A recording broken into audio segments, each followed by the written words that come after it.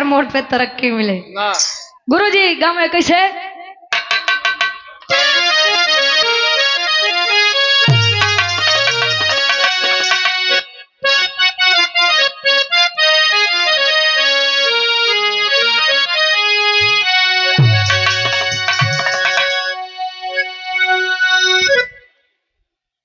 नदिया कहे अपने भौजाई से अरे सनना नरतिया डोले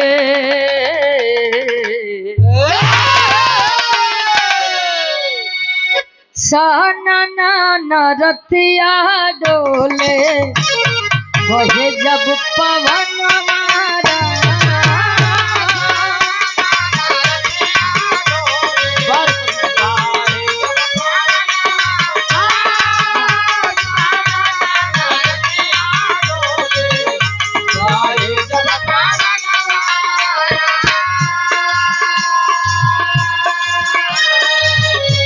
सनना नरतिया डोले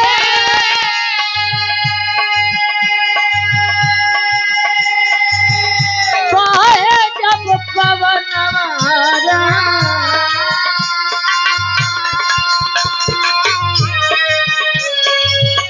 कही दा भौजी भैया जी से कही दा भौजी भैया जी से गई दे तेलुगा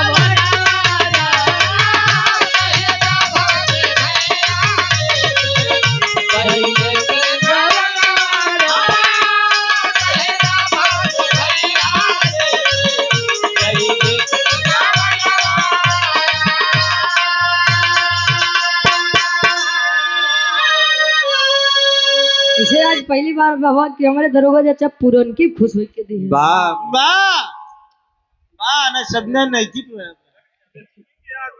वाह बैठ जा बैठ जा ये बैठ जा।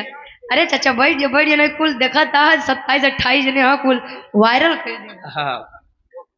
ये गार्जियन जी के द्वारा हमारे दरोगा यादव चाचा जी श्रोता सम्राट वाह सरौता सम्राट सरौता नहीं यार श्रोता सम्राट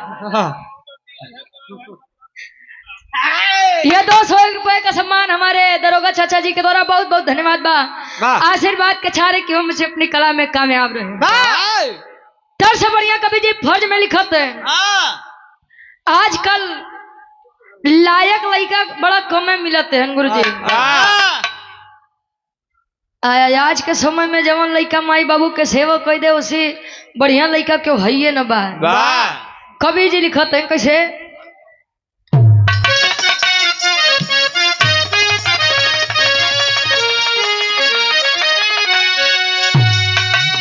अरे तक खोजले से मिले नहीं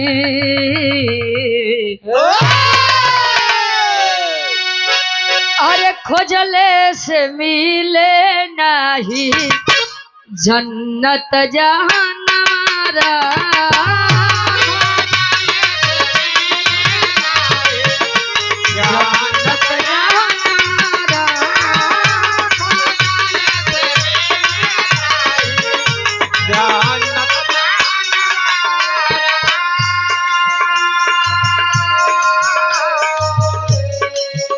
खोजले से मिली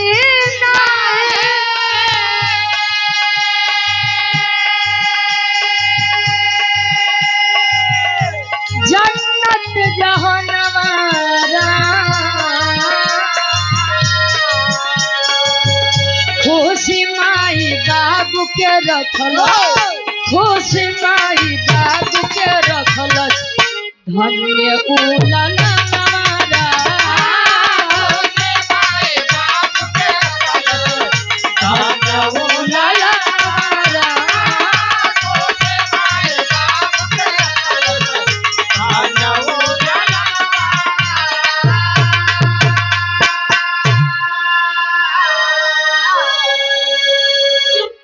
खोजले से मिली नहीं जन्नत जहनवा राम खुशी माई बाबू के रखल से धन्य उल्लनवा राम। आज के जमाना के सच्चाई तई बा कि जले जिए तक के तो कदरे नहीं बा, मरे के बाद ये आदमी लोग यहाँ आंसू बहावे। अरे कदर करना है तो जीवित इंसान का कर लीजिए, मरने के बाद तो दुश्मन भी रो देते हैं। कहो जिए तक कदरे नहीं बा, मरे के बाद चिल्लाबा हमार बाबू रहे, बाबू हमार चली गए, पतो नहीं कर पाए कि हमार जमीनिया कहाँ से कहाँ तक रही। आदमी रोतो बात अपन स्वार्थ बरे रोवत बा। अच्छा माई चल जाए यहाँ कहीं कि माई हमार बड़ी निक रहे, तो पतो हो कहीं माई हमार चल गई, बोले लइकवा के मीजी तो परेशान खाली मिजवा है। आदमी रोते भी हैं तो अपने स्वार्थ के लिए रोते हैं। और एक बात जान लीजिए, संसार में जो इंसान कहते हैं कि हे स्वामी मरे के बाद हमका स्वर्ग दी है, उससे बड़ा पाप तो है ही। कोई बता दे कि कोई स्वर्ग से जा करके लौटा हो, कोई बता दे कि हमने स्वर्ग देखा है, और कोई बता दे हमने नरक देखा है। अच्छा तू देख ली है, धन्यवाद। नरकी बनावे वाला। और एक बात, संसार में क्यों मरद बा, चाहे ठीक आदमी मरे,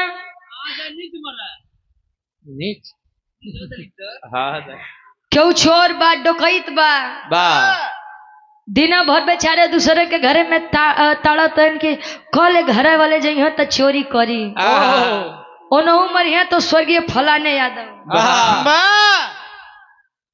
स्वर्गीय फलाने विश्वकर्मा जी। मतलब निको आदमी मरे तो नहु स्वर्ग जाए, खराबो आदमी मरे तो नहु स्वर्ग जाए। नरकी न्याय है दुनिया में। और सम्मानित हमारे गार्जियन जी आप धनंजय यादव जी के द्वारा इस भाव का सम्मान है, 501 रुपए का सम्मान, बहुत बहुत धन्यवाद बा। जमाने की सच्चाई है, जीवित इंसान कभी स्वर्ग जा नहीं सकता और मृतक इंसान कभी स्वर्ग से आ नहीं सकता। तो निक याद काम कर बात आदमी कहिए कि यार बड़ा सज्जन व्यक्ति रहे, तो उसी बढ़िया स्वर्ग नहीं बा। आचार्य आदमी कह दे कि अरे मारा भले मारा सार गांव का आनंद भय, तो जान ला उसी बड़ा नरक कुछ है न बा। अंतरा के पहले अंताल में कवि जी लिखत है, आदमी के सच्चाई का बा।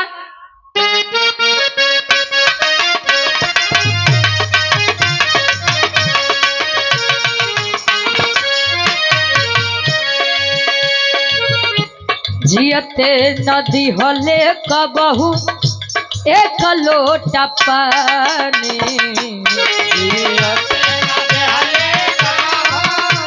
एक लोटा पानी,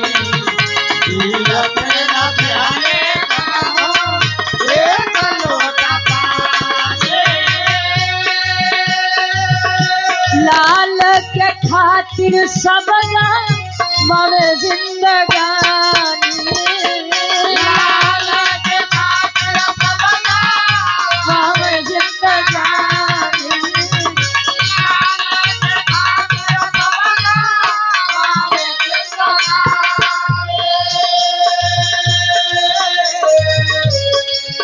चले लागल घरवा में,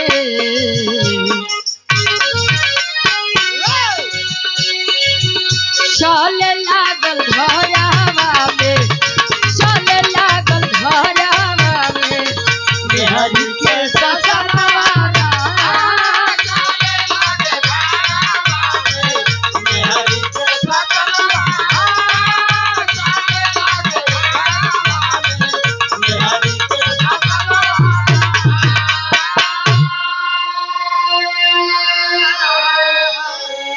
और सम्मानित गार्जियन जी जो कि परिचय के मोहताज नहीं है, कृपा शंकर यादव जी मिस्त्री, हमारे गार्जियन जी के द्वारा ये 100 रुपया बहुत बहुत धन्यवाद बा।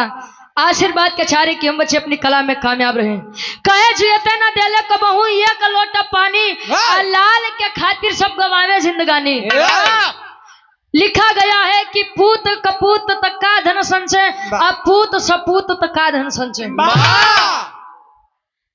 यानी कि अगर बेटा लायक है तो क्यों रुपया पैसा इकट्ठा कर रहे हैं, लायक है कमा करके बुढ़ौती में तोरो जिंदगी पार कराई जाई, अपनो जिंदगी पार करा ले जाई।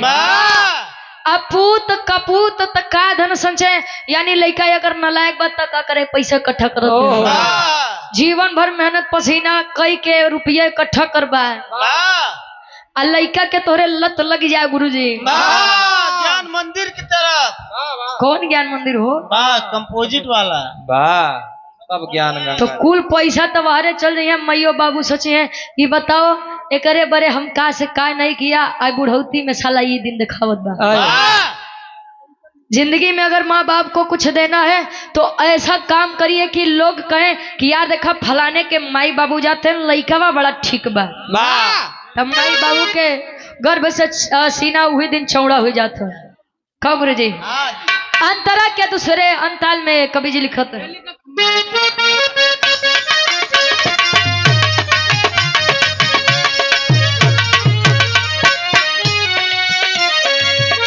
स्वार्थी जमाना के बा यह सच्चाई, स्वार्थी जमाना के बाद ये सच्चाई। स्वार्थी जमाना के बाद ये सच्चाई। स्वार्थी के हित में बहन सगा भाई, स्वार्थी के हमें बहन सगा भाई।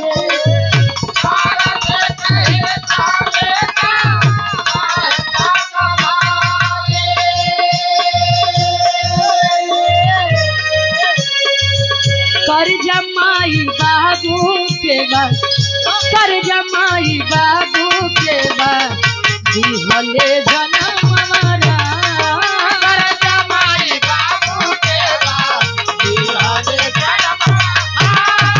कर जमाई बाबू के बाद दिहले जन्म।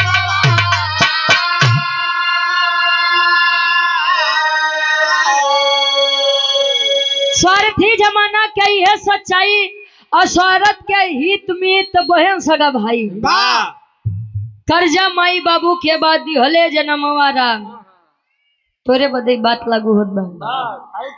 स्वार्थी जमाना बा, यहाँ ई क्यों कहा कि नहीं भैया ई हमारे हैं, तो जान ला सबसे बड़ी गलत फहमी बा। अब एक मत सोचा कि रुचि बताओ तही स्वार्थी के जमाना बा, इनकर कोनो स्वार्थ नहीं बा, हमरो स्वार्थ बा। वाह स्वार्थ से यहाँ तक आए हैं। अत्यव का भाई को पागल, स्वार्थी जमाना है। अच्छा हम स्वार्थ से आए हैं, तो तू बिना स्वार्थ के आया है? अरे पूरी खाई आई है। खाली हम आप स्वार्थ होई, बाकी सब स्वार्थ है। अच्छा तू कोई से नहीं स्वार्थ हो? हाँ मंजीत भैया हमारे इतना सज्जन व्यक्ति है, सूरज जी इनके कोनो चीज के मोह नहीं बा, केवल पैसा छोड़। अच्छा हम तो कहे मेहरारुओं के तो ना हो, स्वार्थी जमाना के ये सच्चाई बा। ये बोल कोई भी हो आज हाँ ये सोनू यादव बड़े भाई कंदला मवैया लच्छागिरी हंडिया प्रयागराज से 501 रुपए का सम्मान हमारे डब्लू गुरु जी के गाय बच्चा की है भैया हमारे पैसा दे के कन सोहर गवाई। एक बार इस मंच के माध्यम से पूज्य दादी जी के चरणों में सच्ची श्रद्धांजलि अर्पित करती हूँ। जहां भी रहे स्वर्गीय दादी जी की आत्मा को शांति मिले, और वो न होती तो शायद इतना लंबा परिवार भी ना होता। आखिरी भाव बा कवि जी खानदान के परिचय लिखत हैं।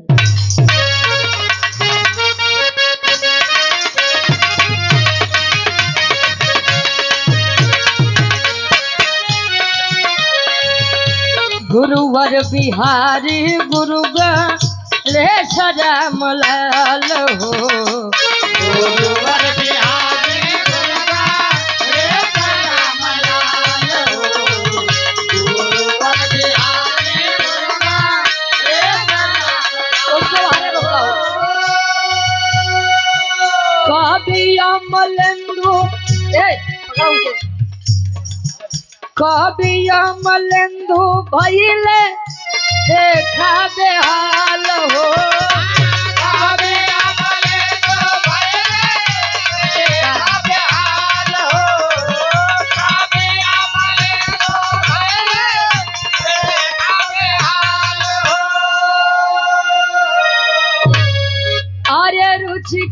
बाबूजी इनके दे दे। राजेंद्र कुमार रजक। राजेंद्र कुमार रजक जी बिरहा जगत के बड़े अच्छे कलाकार, वाह मधुपुर की 65 जमी से। का बाबूजी 51 रुपया, बहुत बहुत धन्यवाद बा। आशीर्वाद के चाह रहे कि मच अपनी कलम। अच्छा अच्छा बोलता हो नहीं कि नहीं है। सम्मानित पूज्य गार्जियन जी, आप स्वर्गीय दादा श्री राम कला यादव जी के परम शिष्य हैं। उनका नाम बढ़ावत है नहीं। अच्छा ठीक ठीक, उनका नाम बढ़ावत है। हाँ। बाबूजी आराम से जाया, और सीढ़िया ऊपर नीचे बा, कैसे बना बे यार ये? नौ लगावे वाले दोस्त बा। और सम्मानित गार्जियन जी, आप love Kumar Yadav ji, director DRM international school and college Madhupur की 65 जमी से, यानी गुरु जी के द्वारा ये 501 रुपए का सम्मान। बहुत बहुत धन्यवाद बा। आशीर्वाद के चारे कि हम अपनी कला में कामयाब रहे। कहे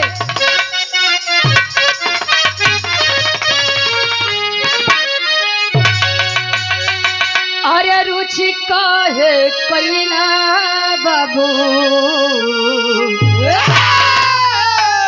अरे रुचि कहे कैला मत पितु के पूजा नवारा।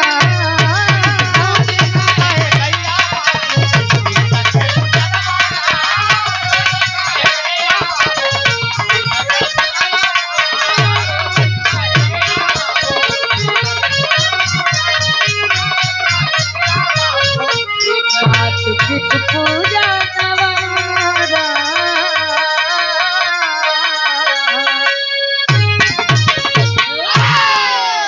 बहुत बहुत धन्यवाद। सूरज यदुवंशी जी के नंबर बाय।